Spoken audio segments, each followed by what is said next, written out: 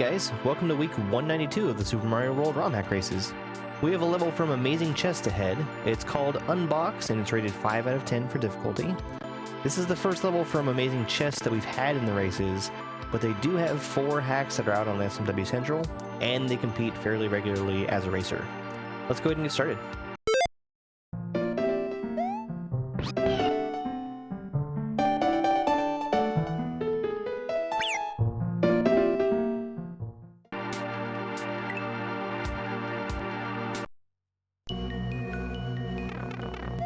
Mario arrives in a strange land after hearing rumors of unusual-looking boxes leading to the top of a mysterious crag.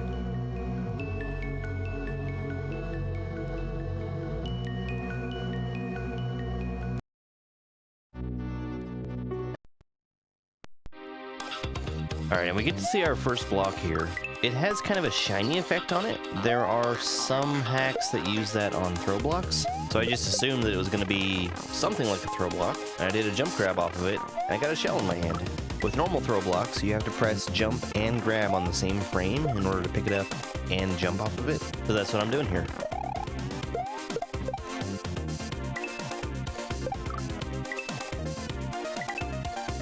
There are some really well-placed indicators. I think the arrows are my favorite for shell jumps. My first instinct when I saw that blue shell about to get kicked was that it was about to come at me and hit me, and once I jumped over there was nothing else for me to land on. I'm kind of stuck standing on this block now, and potentially I can get a little further by using a shell bounce here, but it's really not set up for that. It took a lot of willpower, but I let that shell hit the block underneath me before starting to move, and I'm finally starting to see that the blue shell lines up basically right at the coin. And I'm able to see a little bit further now that I've used that blue shell to keep the green shell in my hand. I actually failed the jump grab here. That's why I don't have a shell in my hand right now.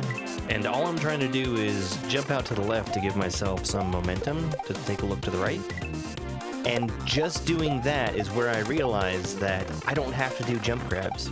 So long as I'm holding down the run button and jump off of one of these blocks, it will automatically put the contents of that block in my hand.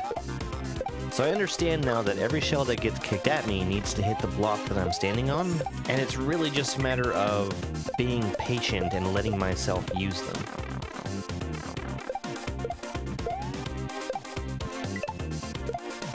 I had seen the coin here before, but not the pipe on the far right. The moon there is completely optional. I would have liked to grab it though. Here in this next section, we see another type of block. I'm not really sure what's inside of that block when I first see it, but then it's pretty obvious. It puts a Galumba in my hand.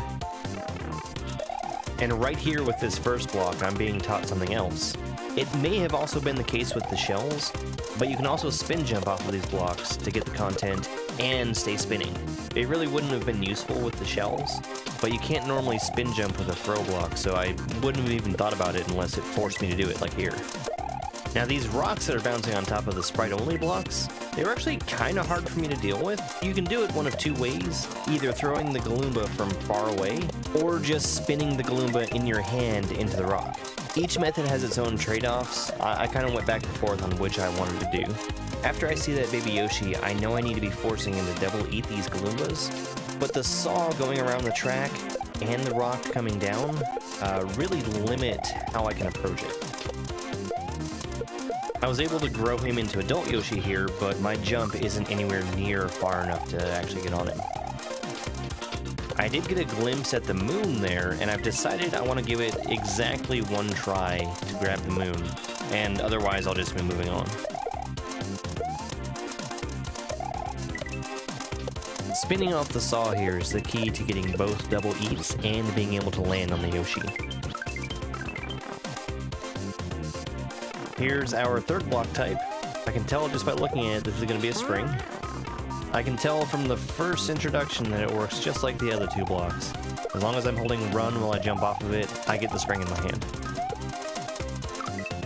And like the Galumbas at least, I can spin jump off the block and spin with the spring in my hand.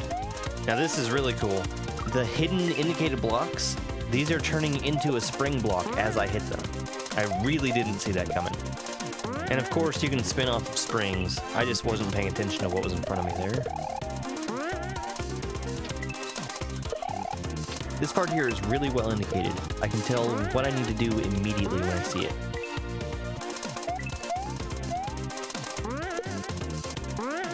The 2 coin indicators here are perfect.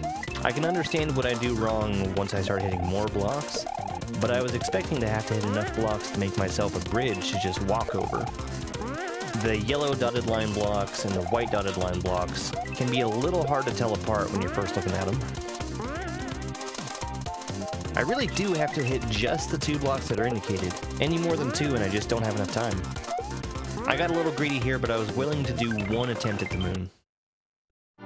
So as soon as I see this block, I know it's going to have an orb inside of it. What I don't know is what's going to happen when Mario has an orb in his hand. Turns out he collects it instantly. This was a really generous ending. It could have sent me all the way back to that previous checkpoint, but it just gives me another try at the room.